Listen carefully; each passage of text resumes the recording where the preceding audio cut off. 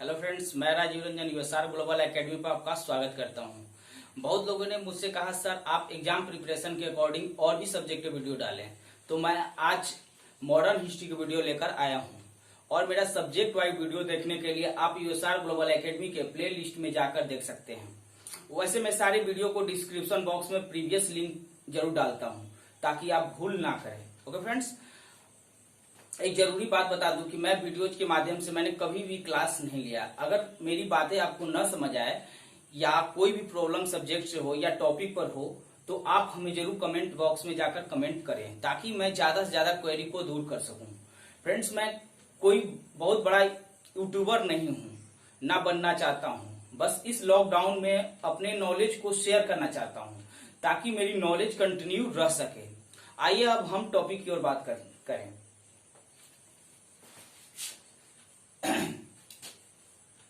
Modern history. आखिर हम पहले बात करते हैं कि हिस्ट्री का फादर कौन है या जनक कौन है, तो हेरोडोटस जी हैं। ओके फ्रेंड्स, आइए हम देखते हैं यानी भारत की खोज कब हुई थी। तो कोलंबस द्वारा भारत के खोज के क्रम में 1492 ईस्वी में अमेरिका की खोज कर लिया गया और 1498 ईस्वी में वास्को डी गामा भारत की खोज में निकलता है और वो क्या करता है, भारत की खोज कर लेता है। ठीक है फ्रेंड्स, अब कहते हैं कि वास्को डी गामा की कहां का रहा था, पुर्तगाल का था। ओके, ये तो पुर्तगाली हो गया। यानी कोलंबस द्वारा भारत के खोज के क्रम में, यानी कोलंबस क्या करता है, अमेरिका की खोज करता है, लेकिन वो भारत की खोज करने के लिए निकलता है और वो क्या करता है, अमेरिका की खोज कर लेता है। और वही फिर उसके बाद क्या होता है, 1498 ईस्वी में वास्को डी गामा भारत की खोज के लिए निकलता है और वह क्या करता है, भारत की खोज कर लेता है। ओके फ्रेंड्स, अब देखते हैं यूरोपीय कंपनियों का आगमन भारत में। आखिर यूरोपीय कंपनियां जो होती है भारत में आगमन व्यापार करने के लिए धीरे धीरे आना स्टार्ट होती है, तो कब से? तो पहला कौन है, पुर्तगाली आता है। कब आता है, तो 1498 ईस्वी में आता है, जो वास्को डी गामा होता है। और कहां पे आता है, तो कालीकट बंदरगाह पे, जो केरल में पड़ता है। वहां के राजा कौन थे, जमोरियन राजा थे। ठीक है फ्रेंड्स, 1498 में पुर्तगाली भारत में आते हैं, आगमन होता है इनका, और उसके बाद कालीकट बंदरगाह पे आते हैं और राजा वहां के जमोरियन होते हैं। अब उसी प्रकार से देखेंगे डच आता है 1595 में, जिनको हम क्या कहते हैं, हॉलैंड नीदरलैंड के नाम से भी जानते हैं। ठीक है, अब देखते हैं अंग्रेज कब आते हैं, 1600 ईस्वी में आते हैं। और उसके बाद कब आएंगे, फ्रेंच आते हैं कब, 1664 ईस्वी में। यानी हमारा ये क्या होता है, कंपनियों के आगमन, यानी पुर्तगाल आते हैं, फिर डच आते हैं, फिर अंग्रेज आते हैं, फ्रेंच आते हैं। अब इसको याद करने के लिए 98, 95, 1595, फिर 1600, 1664 में इसको ट्रिक के माध्यम से याद कर सकते हैं। PDF, P for Portugal, D for Dutch, E for English, F for French. ठीक है फ्रेंड्स, अब देखते हैं यहाँ पे कि ये तो कंपनियों का आगमन होता है। अब इस कंपनियां जब आती है यहाँ पर आई जब, तो वो कुछ ना कुछ अपना उद्देश्य लेकर आती है कि हम भारत में चलते हैं, वहां पे हम क्या करें, बहुत सारे व्यापार करेंगे या अपना वर्चस्व जमाएंगे। तो अब एक कंपनी आई और कंपनी आने के बाद धीरे वो क्या करती है, वो अपना कंपनी का स्थापना करने के लिए रेडी होती है। यानी ये पुर्तगाल हो गए, अंग्रेज हो गए, डच, फ्रेंच, इन सबको हम क्या नाम दिया गया, ईस्ट इंडिया कंपनी के नाम से दिया गया। जो पुर्तगाली ईस्ट इंडिया कंपनी कब आती है, तो 1498 में, ठीक है, आती है। और कंपनियों का ये व्यापारिक स्तर और व्यापारिक समय, यानी व्यापारिक स्तर पुर्तगाल आता है, कब आता है, तो 1498 में। और कहा फैक्ट्री स्थापित करता है, तो कोचीन में। ये अपना फैक्ट्री स्थापित करता है कोचीन में। और कब फिनिश करता है, कब कंप्लीट करता है, तो 1503 ईस्वी में। ठीक है फ्रेंड्स, अब अंग्रेज आते हैं 1600 और वो अपना कंपनी स्थापित करते हैं सूरत में 1608 ईस्वी में। अब डच होता है 1602 में, वो अब स्टार्ट आते हैं, तो अपना फैक्ट्री कहां स्थापित करते हैं, मसूलीपट्टनम में 1605 ईस्वी में। फ्रेंच आते हैं 1664 में, सूरत में स्थापित करते हैं फैक्ट्री। और कहां पे, कितने में, कब कंप्लीट करते हैं, 1668 ईस्वी में। ठीक है फ्रेंड्स, अब देखते हैं यहाँ पे, अब बात करते हैं हम पुर्तगाली की, जो 1498 में आता है और एक फैक्ट्री कोचीन में स्थापित करता है। अब देखते हैं इसको याद करने के लिए सही तरीके कि पुर्तगाल होता है, अंग्रेज आता है, डच आता है, फ्रेंच आता है। अब ये दोनों में, इसमें और इसमें क्या अंतर है कि पहले कंपनी के आने का क्रम है वो डच आते हैं फिर अंग्रेज आते हैं, बट कंपनियों की स्थापना करने के क्रम आता है तो अंग्रेज आते हैं फिर डच आते हैं। बस ये दोनों में यही डिफरेंट है कि आने के क्रम में पुर्तगाली, डच, अंग्रेज, फ्रेंच, पीडीएफ, बट अब कंपनी की स्थापना की बात करें तो पुर्तगाली हो गया, फिर अंग्रेज आएगा 1600 में, फिर डच आते हैं इसके बाद। और ये जो फैक्ट्री स्थापित कर रहे हैं तो कितने साल में, 1498 में आते हैं, और कितने साल का अंतर होता है तो 5 इयर्स का। इसको याद करने का रख लेंगे, एक तरीका हो जाएगा 5 इयर्स, 8 इयर्स, 3 इयर्स, 4 ईयर, 5, 8, 3, 4, यानी 1600 में आते हैं, सूरत में स्थापित करते हैं, कब, कितने साल बाद तो 8 साल बाद। तो डच आते हैं फिर उसके बाद 1602 मसूलीपट्टनम में अपना स्थापित करते हैं फैक्ट्री, और कहां पे कितने साल बाद करते हैं स्थापित होती है तो 1605 ईस्वी में। फ्रेंच आते हैं 1664 में, अब वो स्थापित कहां करते हैं तो सूरत में फैक्ट्री, और कितने साल में कंप्लीट होता है तो 1668 में, 4 साल बाद। तो ये याद करने का ट्रिक हो गया और तरीका हो गया, इसको आप एक बार चाहेंगे देखेंगे तो आसानी से समझ में आ जाएगा। आइए हम नेक्स्ट देखते हैं। अब आइए हम पुर्तगाल के बारे में देखते हैं, कौन से गवर्नर जनरल यहाँ पे आते हैं। अब पुर्तगाली में सबसे कौन पहला गवर्नर जनरल आते हैं, अल्मीडा आते हैं 1505 ईस्वी में, और 1509 तक ये इनको प्रथम वायसराय गवर्नर जनरल के रूप में जाना जाता है। और इन्होंने एक अभियान चलाया जिसको ब्लू वाटर पॉलिसी के नाम से जाना जाता है, यानी दोनों क्वेश्चंस बहुत इंपॉर्टेंट है ज्ञान की दृष्टि से।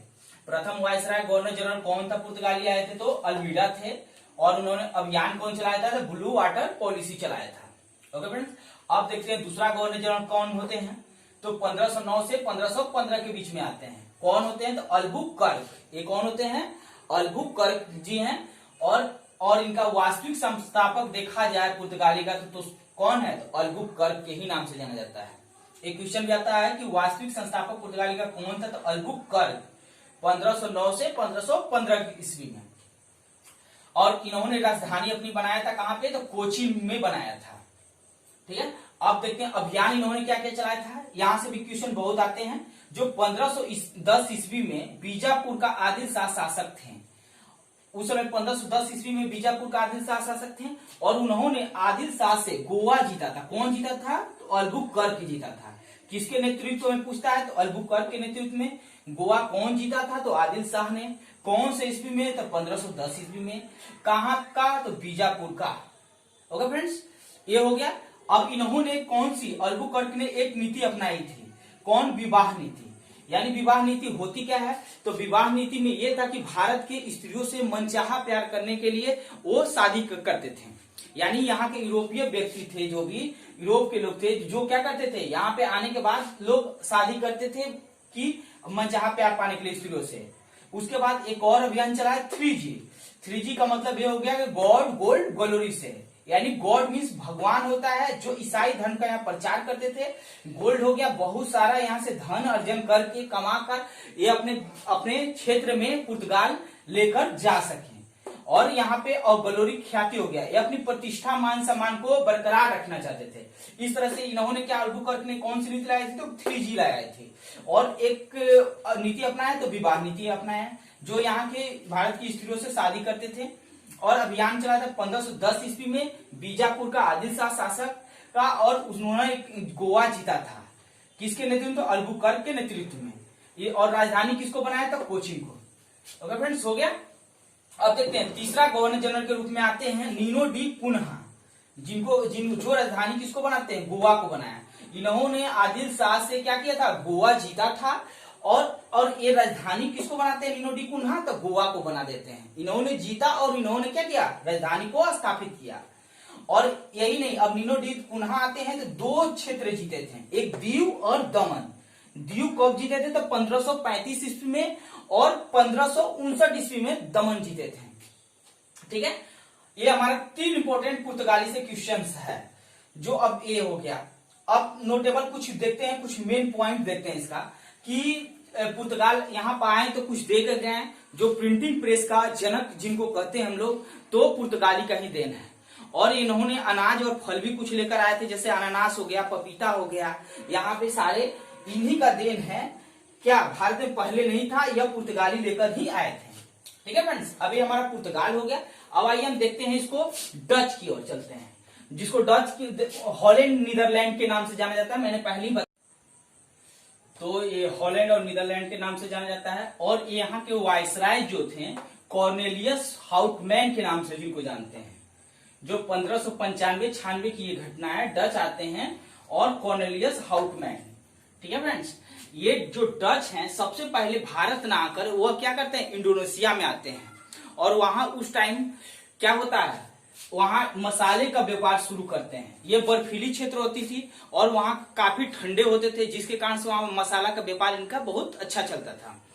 और यहाँ पे कौन सा चिकन मटन पे लगाया जाता था, जो जाथा पेपर, सॉल्ट, काली मिर्च, ये क्या होती थी, वहां इनका डिमांड बहुत ज्यादा लोगों वहां का होता था, जिसके कारण से बिक्री बहुत ज्यादा पैमाने पर होती थी। इसलिए यहाँ पे एक क्या करे, मसाले का व्यापार किया और इंडोनेशिया में जाते हैं। उसके बाद जब यहाँ से इंडोनेशिया से उसके बाद भारत आते हैं और वहां तो मसाले का व्यापार किए रहते हैं। अब यहाँ पे क्या व्यापार करते हैं, तो वस्त्र का व्यापार करते हैं।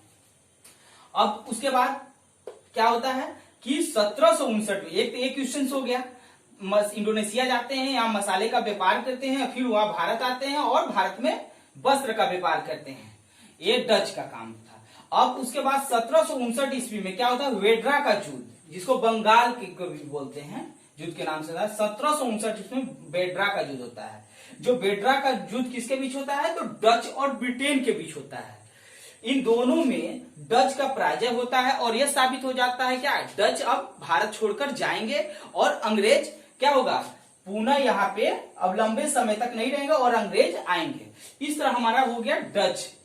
अब हम बात करते हैं नेक्स्ट क्लास में अंग्रेज और फ्रेंच के बारे में सीखेंगे। मॉडर्न हिस्ट्री से लगभग 30 से 35 वीडियो आएंगे जो प्रतियोगी परीक्षाओं में सबसे ज्यादा क्वेश्चन पूछे जाते हैं। Okay friends, thank you so much.